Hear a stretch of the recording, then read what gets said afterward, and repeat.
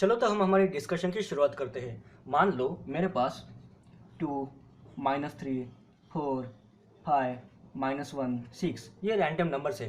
अब मैं इन नंबर्स को रैंडमली रोज और कॉलम्स के हिसाब से अरेंज करने की कोशिश करते हैं। ओके, तो इससे पहले हम देखते हैं कि रोज होता क्या है। देखो, मेरे पास ये बॉक्स के फॉर्म में मैंने नंबर्स लिखे हुए हैं। हॉरिजॉन्टल लाइन में जितने भी नंबर्स होते हैं, देखो ये ए बी सी डी, ये एक ही हॉरिजॉन्टल लाइन में सब है ना, तो इन्हें ही हम बोलते हैं रो। ओके, हॉरिजॉन्टली जो भी हमारी लाइन क्रिएट होती है उसे हम बोलते हैं रोज। ओके, और कॉलम का मतलब क्या होता है? देखो, वर्टिकली हमारे पास जो भी नंबर्स है उन्हीं को हम बोलते हैं कॉलम्स। ओके, तो रो का मतलब होता है हॉरिजॉन्टल और कॉलम का मतलब होता है वर्टिकल। ओके, तो अब हम देखते हैं कि ये मेरे पास जो 6 नंबर्स है इन्हें मैं रैंडमली रोज और कॉलम के हिसाब से कैसे अरेंजमेंट बना सकता हूँ। ओके, 2, -3, 4, 5, -1, 6। तो मैंने इन नंबर्स को कॉलम फॉर्म में बना दिया। अब मैं सिमिलरली इन्हीं नंबर्स को रो फॉर्म में भी लिख सकता हूँ ना, तो वो कैसे दिखेगा? 2, -3, 4, 5, -1, 6। ओके, तो ये मैंने सबसे पहले कॉलम फॉर्म में बना दिया, उसके बाद मैंने इन्हीं नंबर्स को रोज के फॉर्म में बना दिया। अब मैं इन्हीं नंबर्स का रोज एंड कॉलम्स इन दोनों को कंबाइन करके कोई अरेंजमेंट बना सकता हूँ क्या? जी हाँ, देखो मैं इसे लिख सकता हूँ 2, -3, 4, 5, -1, 6। ओके, मैं इसे लिख सकता हूँ। सिमिलरली मैं ऐसे भी लिख सकता हूँ ना, 2, 4, -1, -3, 5, 6। ओके, तो हमने क्या किया? हमने इन 5 एग्जांपल्स में जो हमारे पास गिवन नंबर्स थे, जो हमारे पास गिवन रैंडम नंबर्स थे, उनको रैंडमली रोज और कॉलम्स के हिसाब से अरेंजमेंट कर दिया। ओके, अगर आपको ये बात समझ में आ गई होगी तो आप मैट्रिक्स के डेफिनेशन को आराम से खुद से भी बना सकते हो। ओके, देखो मैट्रिक्स की डेफिनेशन क्या दी गई है? Arrangement of given numbers in the form of rectangular array that is rows and columns. वही तो हमने यहाँ पे किया था। हमने यहाँ पे क्या किया था? गिवन रैंडम नंबर्स को कॉलम्स और रोज के फॉर्म में या फिर कॉलम और रो के कॉम्बिनेशन के फॉर्म में बना दिया था। ओके, तो ये बन गया हमारा मैट्रिक्स। और मैट्रिक्स को हमेशा कैपिटल लेटर से ही डिनोट किया जाता है। जैसे इस मैट्रिक्स को मैं मैट्रिक्स ए बोल सकता हूँ ना, इसको मैं मैट्रिक्स बी बोल सकता हूँ। तो मैंने यहाँ पे ए बी सी डी ये सब कैपिटल लेटर से डिनोट किया है। ओके, अब हम देखते हैं कि मैट्रिक्स का ऑर्डर कैसे डिसाइड किया जाता है। ओके, मैट्रिक्स का order number of rose into number of column से डिसाइड किया जाता है। अगर मैं मैट्रिक्स ए की बात करूं तो इसमें नंबर ऑफ रोज कितने हैं? 1, 2, 3, 4, 5 और 6। ओके, तो इसमें नंबर ऑफ रोज कितने हैं? 6। और इसमें नंबर ऑफ कॉलम्स कितने हैं? नंबर ऑफ कॉलम्स तो एक ही है ना, तो मेरा मैट्रिक्स ए 6x1 का मैट्रिक्स है। ओके, सिमिलरली अगर मैं मैट्रिक्स बी के बारे में बात करूं तो इसमें मेरे नंबर ऑफ रोज कितने हैं? इसमें नंबर ऑफ रोज तो एक ही है। ओके, और इसमें नंबर ऑफ कॉलम्स कितने हैं? 1, 2, 3, 4, 5 और 6। ओके, तो मेरा मैट्रिक्स बी बन जाएगा 1x6 का। ओके, सिमिलरली अगर मैं मैट्रिक्स सी के बारे में बात करूं, ओके, तो आप इसे निकाल सकते हो। ओके, तो हम देखते हैं इसका क्या होगा। 1 और 2, इसमें नंबर ऑफ रोज कितने हैं? 2। और इसमें नंबर ऑफ कॉलम्स कितने हैं? 1, 2, 3। ओके, तो मेरा मैट्रिक्स सी बन गया 2x3 ऑर्डर का मैट्रिक्स। ओके, तो आपको डी का भी निकलता आएगा। ओके, इसका ऑर्डर क्या होगा? 1, 2 और 3। इसमें रोज कितने हैं? 3। और इसमें कॉलम्स कितने हैं? 2। ओके, आई होप आपको यहाँ तक समझ में आ गया होगा। यहाँ तक हमने क्या क्या दिखा कि मैट्रिसेस क्या होता है। ओके, मैट्रिक्स को कैसे डिफाइन करते हैं और किसी भी गिवन मैट्रिक्स का हम ऑर्डर कैसे निकाल सकते हैं। ओके, हम देखते हैं कि देखो अगर मेरे पास कोई मैट्रिक्स गिवन है और मुझे 2 की पोजीशन पूछी गई है, तो हम किसी भी एलिमेंट की पोजीशन कैसे निकाल के दिखा सकते हैं। देखो, ये हमारा 3x4 का मैट्रिक्स है। ये जो मैट्रिक्स हमें दिया गया है वो 3x4 का मैट्रिक्स है। ओके, इसी का मतलब इसमें 3 रोज है और 4 कॉलम्स है। ओके, तो मुझे अगर इस 2 की पोजीशन निकालनी है तो मैं इसे बोल सकता हूँ ना कि ये फर्स्ट रो में है और ये फर्स्ट कॉलम में है। मतलब 1, 1 पोजीशन पे कौन होगा? 2 होगा। ओके, सिमिलरली अगर मुझे इस 0 की पोजीशन निकालनी है तो 0 कौन से रो में है? 1, 2, 3। देखो 0 थर्ड रो में है। Okay, third row. और कॉलम कौन सा है? 1, 2 और 3। Okay, third row third column में 0 की पोजीशन होगी। अब आप मुझे बताओ कि 3,4 पोजीशन पे कौन होगा। 3 का मतलब क्या होता है, third row, first second third, okay, ये थर्ड रो और फोर्थ कॉलम 1 2 3 4, तो यहाँ पे कौन होगा, 3 ना, तो यहाँ पे होगा 3, ओके। अब हम देखते हैं कि किसी भी मैट्रिक्स का एडिशन या सब्ट्रैक्शन कैसे करते हैं। देखो, अगर हम सिंपल अलजेब्रा की बात करें तो मैं आपको ऐसे पूछूं कि 2 + 3 कितना होता है, तो आप बोल दोगे 5, ओके। सिमिलरली हम मैट्रिक्स के एडिशन कर सकते हैं, लेकिन इसमें इंपॉर्टेंट कंडीशन क्या है, जो भी दो मैट्रिक्स की हम एडिशन करने वाले हैं, ओके, अगर मैट्रिक्स ए प्लस मुझे मैट्रिक्स बी करना है तो इन दोनों की ऑर्डर सेम होनी चाहिए, ओके। अगर मैं आपको एग्जांपल दूं 1 2 3 4, ओके, प्लस 1 2, इन दोनों की मुझे एडिशन करनी है, तो मैं इस ब्लॉक का देखो तो यहाँ पे 2 रोज और 2 कॉलम्स है, तो इसका ऑर्डर क्या बन गया, 2 × 2, और यहाँ पे 2 रोज है और 1 कॉलम है, तो यहाँ पे 2 × 2 है और यहाँ पे 2 × 1 है, इन दोनों के ऑर्डर सेम नहीं ना, इसी का मतलब हम इसका एडिशन या सब्ट्रैक्शन नहीं कर सकते, ओके। अगर मैं आपसे ये पूछूं कि 2 3 4 5 माइनस 1 2 3 4, अगर मुझे ये निकालना है तो हम सबसे पहले क्या करेंगे, हम जो भी हमें मैट्रिक्स दिया गया है उसके ऑर्डर देखेंगे, ये 2 × 2 का है और ये भी 2 × 2 का है, ओके, तो इन दोनों की ऑर्डर तो सेम है ना, इसी का मतलब मैं इसका एडिशन या सब्ट्रैक्शन कर सकता हूँ, ओके। तो इसका एडिशन या सब्ट्रैक्शन कैसे करते हैं, देखो, यहाँ 1 पोजीशन पे कौन है, 2 है, और यहाँ पे 1 पोजीशन पे कौन है, 1 है, तो और बीच में माइनस साइन है ना, तो 2 - 1 1, ओके। यहाँ पे 1/2 पोजीशन पे कौन है, 4, और यहाँ पे 1/2 पोजीशन पे कौन है, 2, तो 4 - 2 2, तो यहाँ पे क्या होगा, 3 - 3, ओके, तो ये बन गया 0। यहाँ पे क्या होगा, 5 - 4, तो ये बन गया 1, ओके। अगर मैं आपको सिमिलर मैट्रिक्स दूँ और बीच में बस प्लस साइन कर दूँ तो क्या आप इसे निकाल सकते हो, 2 3 4 5 1 2 3 4, देखो सबसे पहले देखते हैं कि ऑर्डर 2 × 2 ये है और ये भी 2 × 2 है, इसी का मतलब इन दोनों की एडिशन हो सकती है, ओके। तो हम एडिशन कैसे करेंगे, 2 + 1 3, 4 + 2 6, 3 + 3 6, 5 + 4 9, ओके। तो आपके समझ में आ गया होगा ना कि हम प्लस कौन से करते हैं, देखो इस एलिमेंट की पोजीशन क्या है, सेकेंड रो फर्स्ट कॉलम, और इस एलिमेंट की पोजीशन क्या है, सेकेंड रो फर्स्ट कॉलम, इसीलिए 3 + 3 = 6 होगा, और ये जो 6 आएगा उसकी भी पोजीशन क्या होगी, 2, 1, मतलब second row first column, okay. तो आपको और एक चीज़ ध्यान में रखनी है कि यहाँ पे और यहाँ पे एडिशन या सब्ट्रैक्शन में यहाँ पे या यहाँ पे जो भी ऑर्डर होगी वही आपकी रिजल्टेंट इसमें ही आएगी, ओके। सिमिलरली देखो, यहाँ पे 2 × 2 का मैट्रिक्स था और यहाँ पे भी 2 × 2 का मैट्रिक्स था, और हमें यहाँ पे प्लस दिया था, मतलब एडिशन करनी थी, तो हमारा जो रिजल्टेंट आया उसका भी ऑर्डर 2 × 2 ही था। तो ये हो गया हमारा मैट्रिक्स एडिशन या सब्ट्रैक्शन। इसमें याद रखने वाली बात कौन सी है कि जितने भी नंबर की हम एडिशन या सब्ट्रैक्शन करते हैं मैट्रिक्स का, उन सब इंडिविजुअल मैट्रिक्स का ऑर्डर सेम ही होना चाहिए, ओके। और जो रिजल्टेंट मैट्रिक्स आता है उसका भी ऑर्डर इनसे सेम ही होता है, ओके। अब हम देखते हैं मैट्रिक्स मल्टीप्लिकेशन। मैट्रिक्स मल्टीप्लिकेशन का सिंपल रूल है, देखो मैं आपको जल्दी से समझा देता हूँ। अगर देखो मेरे को matrix A into matrix B करना है तो इनकी कंडीशंस क्या क्या है, देखो मैट्रिक्स ए का ऑर्डर अगर m × n होगा और मैट्रिक्स बी का ऑर्डर अगर p × q होगा, तो इसका कंडीशन क्या है, जो हमारा फर्स्ट मैट्रिक्स होता है उसका column should be equal to जो हमारा दूसरा मैट्रिक्स होता है उसका रो, ओके। तो इसी का मतलब क्या हुआ, n = p होना चाहिए, ये हमारी कंडीशन है।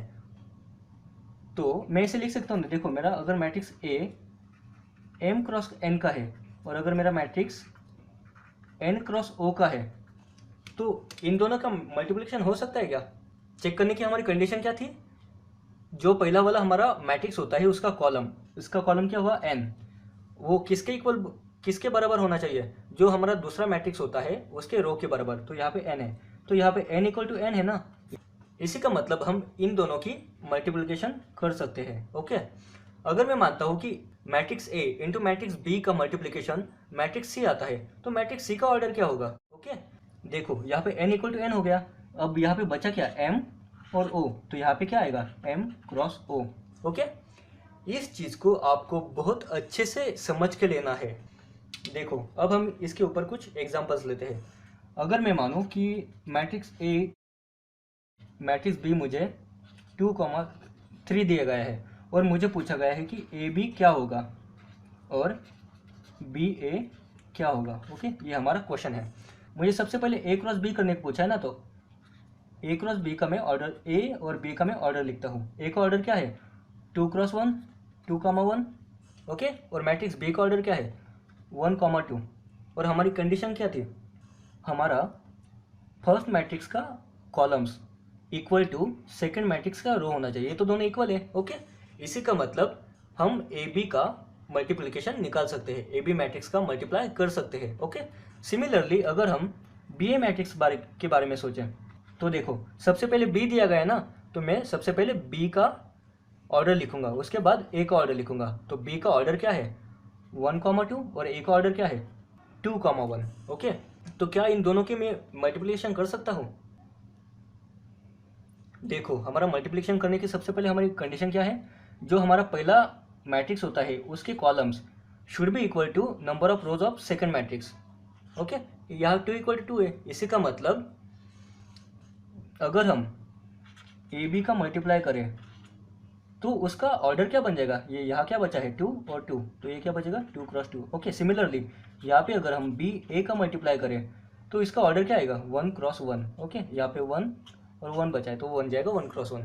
लेकिन आपको ये बात हमेशा याद रखनी है, if A B exist then B A may or may not exist. Okay, लेकिन आप तो बोलोगे ए बी का भी मल्टीप्लिकेशन कुछ ना कुछ आ रहा था और यहाँ पे भी बी ए का मल्टीप्लिकेशन कुछ ना कुछ आ रहा था, लेकिन यहाँ पे फिर मैंने ये कंडीशन क्यों लिखी कि मे or may not exist. Okay, तो इस कंडीशन में हमने देखा कि मे एग्जिस्ट होता है।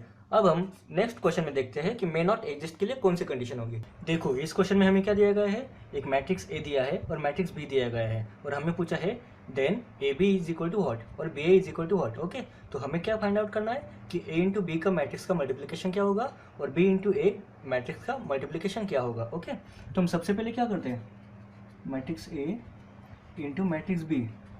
ओके, ये हमें पूछा गया ना, तो मैट्रिक्स ए का ऑर्डर क्या है 1x3 और मैट्रिक्स बी का ऑर्डर क्या है 3x2।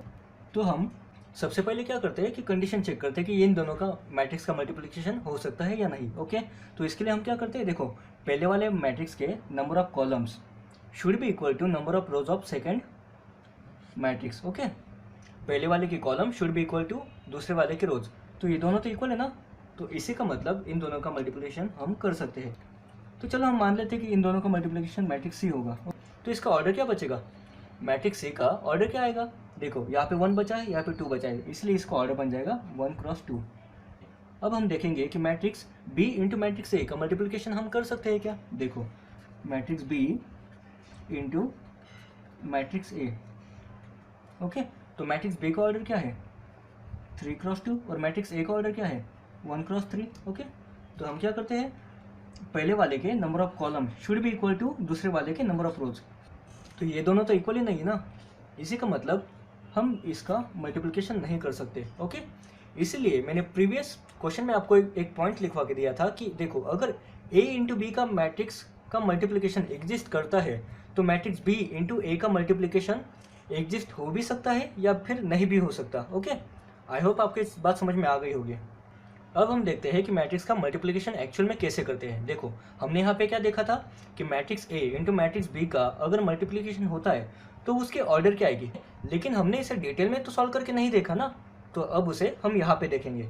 देखो मेरे पास मैट्रिक्स ए क्या था और मेरे पास मैट्रिक्स बी क्या था, मुझे इन दोनों को मैट्रिक्स का मल्टीप्लिकेशन करना है और मुझे पता है, देखो matrix A into matrix B का ऑर्डर क्या आने वाला है 1x2 1x2। ओके, तो इसी का मतलब यहाँ पे एक आएगा और यहाँ पे एक आएगा। ओके, तो देखो यहाँ पे और यहाँ पे क्या आएगा हमें वो निकालना है ना। अब हम क्या करेंगे, देखो रोज इंटू कॉलम, हम मल्टीप्लिकेशन के वक्त क्या करते हैं, देखो रोज इंटू कॉलम, रोज इंटू कॉलम। देखो ये पहले वाला जो कॉलम है ना रोज इंटू कॉलम, ये इसका मल्टीप्लिकेशन करके वो यहाँ पे आएगा, और ये जो सेकेंड वाला है ना रोज इंटू कॉलम, ये यहाँ पे आएगा। ओके, तो हमारा क्या बन जाएगा -1 इंटू 2, देखो -1 into 2 plus 2 into 1 plus 1 into 3। Okay, तो ये क्या बना, -2 प्लस 2 0, तो ये 3 आया, तो 3 यहाँ पे आ जाएगा। ओके, और यहाँ पे क्या आएगा, देखो दिस इंटू दिस, ये वाला रो इंटू ये वाला कॉलम, तो क्या बनेगा, -1 into 3 plus 2 into -1 plus 1 into 2। Okay, तो ये क्या बनेगा, -3 -2 प्लस 2, तो क्या बनेगा, -3, तो यहाँ पे -3 आ जाएगा। ओके, तो आपको ये तो मल्टीप्लिकेशन समझ में आ गया होगा। देखो अब इस क्वेश्चन में हमें क्या पूछा गया है, दोनों मैट्रिक्स हमें दिए गए हैं और हमें पूछा है कि वो क्या होगा। ओके, इसका सोल्यूशन क्या होगा।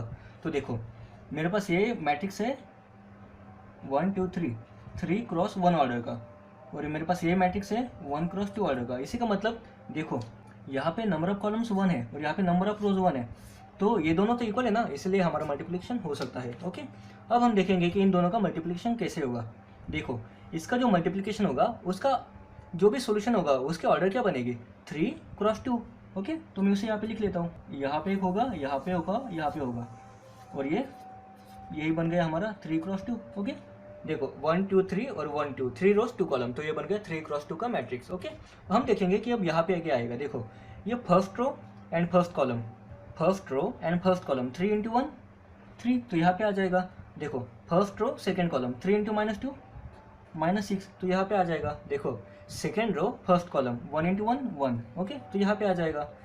Second row second column 1 into -2 यहाँ पे आ जाएगा। Third row first column 2 into 1 2 होता है। ओके, और third row second column 2 into -2 -4। Okay, तो ये हमारा सॉल्यूशन बन जाएगा। ओके, देखो तो हमने यहाँ तक क्या क्या देखा।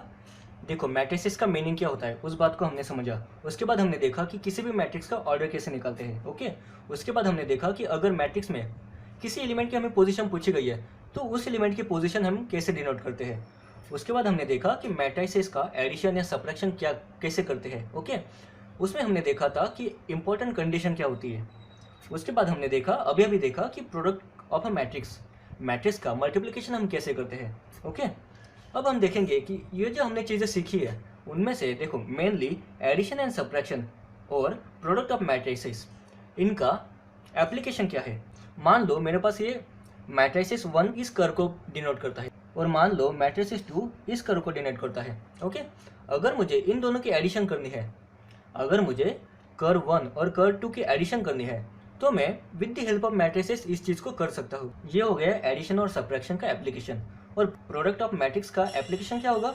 मान लो मेरे पास कोई सिस्टम है जिसे मैं इस ग्राफ में डिनोट कर सकता हूँ, और अगर मुझे इस सिस्टम के स्केल को डबल करना है तो मैं कैसे करूँगा, सिंपली 2 टाइम्स मैट्रिक्स ए करूँगा। इसे ही हम बोलते हैं स्केलर मल्टीप्लिकेशन। इससे मैं गिवन सिस्टम के ब्लॉक को डबल कर सकता हूँ। उसी हिसाब से अगर मुझे इसी सिस्टम को छोटा करना है, अगर उसके डायमेंशंस को मुझे छोटा करना है तो मैं क्या करूँगा, सिंपली उसे मैट्रिसेस के फॉर्म में लिखूंगा और उसे 1/2 कर दूंगा, तो ये छोटा बन जाएगा। आई होप आपको ये सब एप्लीकेशन समझ में आ रहे होंगे। अब मान लो मेरे पास कोई ब्लॉक सी है, ओके, जिसे मैंने मैट्रिसेस सी से डिनोट किया है, और अगर मुझे इस ब्लॉक को 90 डिग्री रोटेट करना है तो ये कैसे दिखेगा, ऐसे दिखेगा, राइट। 90 डिग्री शिफ्ट करना होगा तो ऐसे दिखेगा। देखो अगर मेरे ब्लॉक मैंने मैट्रिक्स सी से डिनोट किया है और इसे मुझे 90 डिग्री शिफ्ट करना है तो देखो इसे ही हम बोलते हैं matrix transformation. Okay, matrix transformation के लिए हम कौन सा ब्लॉक यूज़ करते हैं, देखो cos theta sine theta minus sine theta cos theta. देखो अब यहाँ पे मेरा थीटा कितना चेंज हो रहा है, थीटा इक्वल टू मेरा 90 डिग्री है ना, तो अगर मैं इस मैट्रिक्स में थीटा की वैल्यू 90 डाल दूँ तो मुझे अगर इस ब्लॉक को 90 डिग्री शिफ्ट करना है, तो अगर मुझे इस ब्लॉक को 90 डिग्री शिफ्ट करना है तो मैट्रिक्स सी को मैं किससे मल्टीप्लाई करूंगा जिससे कि मेरा ये ब्लॉक बन जाएगा। आई होप आपके बात समझ में आ रही होगी। तो देखो cos 90 तो 0 होता है, sin 90 1 होता है, माइनस ऑफ sin 90 -1 होता है, और cos 90 0 होता है। अगर मैं मैट्रिक्स सी को इस मैट्रिक्स से मल्टीप्लाई करूँ तो मेरी ये सिस्टम ऐसी बन जाएगी। ये सिंपल कॉन्सेप्ट बहुत ही हेल्पफुल है, क्योंकि इस टाइप के बेसिक कॉन्सेप्ट से ही हमारे गेट के क्वेश्चंस बनते हैं। ओके, आप कोई भी एग्जाम का प्रिपेयर कर रहे हो जिसमें इंजीनियरिंग मैथमेटिक्स है और जिसका सिलेबस गेट के इक्विवेलेंट है, तो आपको इन सब बेस को याद रख के ही पढ़ाई करनी होगी, जिससे आपको क्वेश्चन में अगर कितना भी घुमा फिरा के पूछे ना, आप उसे आराम से सॉल्व कर सकते हो। हमने यहाँ तक जो भी सीखा है ना, उसके हम 10 क्वेश्चंस नेक्स्ट पार्ट की वीडियो में सॉल्व करेंगे, तो वो जरूर देख लेना। चलो अब हम जल्दी से मैट्रिक्स मल्टीप्लिकेशन की प्रॉपर्टीज़ को भी देख लेते हैं। ओके, देखो फर्स्ट प्रॉपर्टी तो हमने पहले देख ली थी, मैं वापस एक बार रिपीट कर देता हूँ। अगर product of A cross be exist होता है तो नेसेसरी नहीं है कि बी क्रॉस ए का भी प्रोडक्ट कुछ होगा ही। ओके, बी क्रॉस ए में और मे नॉट एग्जिस्ट हो भी सकता है या फिर नहीं भी हो सकता। ओके, ये बात आपको समझ में आ गई होगी। देखो हमारी दूसरी प्रॉपर्टी बोलती है A into B plus C is equal to A B plus A C. देखो मैट्रिक्स को अगर हम इस फॉर्म में दिया गया है, ओके, और अगर उसका हमने जो बेसिक रूल देखा था ऑर्डर वाला मल्टीप्लाई करने के लिए, अगर वो सेटिस्फाई करता है तो ही डिस्ट्रीब्यूटिव प्रॉपर्टी अप्लाई हो सकती है। ओके, उसके बाद हमें दिया गया है A B equal to zero does not necessary imply that matrix A is zero और matrix B is zero. Okay, देखो अगर matrix A into matrix B का मल्टीप्लिकेशन जीरो है तो उसका नेसेसरी यही मीनिंग नहीं है कि उन दोनों में से कम एक मैट्रिक्स को जीरो ही होना पड़ेगा। ओके, क्योंकि उसकी ये भी कंडीशन बन सकती है ना। देखो अगर मैट्रिक्स ए नॉन जीरो है और मैट्रिक्स बी भी नॉन जीरो है, फिर भी matrix A into matrix be in दोनों का मल्टीप्लिकेशन जीरो हो सकता है। ओके, आई होप आपको ये चीज़ समझ में आ गई होगी। देखो इस प्रॉपर्टी पे ना गेट प्रीवियस ईयर क्वेश्चंस पूछे गए हैं। ओके, तो आप इसे अच्छे से देख लेना। उसके बाद हमें दिया गया है, देखो अगर मैट्रिक्स ए इंटू बी का मल्टीप्लिकेशन जीरो होता है तो नेसेसरी नहीं है कि बी इंटू ए का मल्टीप्लिकेशन भी जीरो हो, क्योंकि बी इंटू ए ये मैट्रिक्स का मल्टीप्लिकेशन हो भी सकता है या फिर नहीं भी हो सकता। ओके, उसके बाद हम देखते हैं, देखो अगर मेरे पास a into B into C दिया है तो उसे मैं a into B into C भी लिख सकता हूँ, लेकिन कब? देखो अगर मेरे पास matrix A m cross n का है, matrix B n cross p का है और मैट्रिक्स सी का ऑर्डर p क्रॉस q है, तो देखो यहाँ पे n इक्वल टू n है तो इन दोनों का मल्टीप्लिकेशन हो सकता है, और यहाँ पे p इक्वल टू p है इसलिए इन दोनों का मल्टीप्लिकेशन हो सकता है। मतलब वो एसोसिएट कब करेंगे? जब उनकी ये कंडीशन सेटिस्फाई हो रही होगी तभी। ओके, ये भी चीज़ को अच्छे से नोट डाउन कर लेना। उसके बाद है हमारा left and right cancellation. Okay, इसमें क्या दिया गया है, देखो अगर ए बी इक्वल टू ए सी है तो मैं इसे लिख सकता हूँ ना, ए को कैंसिल करके बी इज इक्वल टू सी लिख सकता हूँ, लेकिन वो कब? जब मेरे पास डिटर्मिनेंट ऑफ ए अगर उसकी वैल्यू नॉन जीरो होगी तभी। इसी का मतलब डिटर्मिनेंट इज नॉन जीरो, उसी को हम बोलते हैं नॉन सिंगुलर मैट्रिक्स। ओके, और अगर matrix B into A equal to matrix C into A होता है तो मैं इसे लिख सकता हूँ ना, तो मैं ए को राइट कैंसिलेशन करके बी इज इक्वल टू सी लिख सकता हूँ ना, लेकिन ये कंडीशन कब होगी? अगर determinant of A is not equal to zero. इसी का मतलब मैट्रिक्स ए नॉन सिंगुलर होना चाहिए। अब नॉन सिंगुलर क्या होता है, किसी भी मैट्रिक्स का हम डिटर्मिनेंट कैसे निकालते हैं, वो हम हमारे आने वाली वीडियो में डिस्कस करेंगे। हमने इस कंसेप्ट में जो भी सीखा, हमने इस वीडियो में जो भी सीखा, उसके ऊपर के 10 क्वेश्चंस हम नेक्स्ट वीडियो में सॉल्व करेंगे। उसके बाद हम आगे वाले कंसेप्ट्स को कंटिन्यू करेंगे।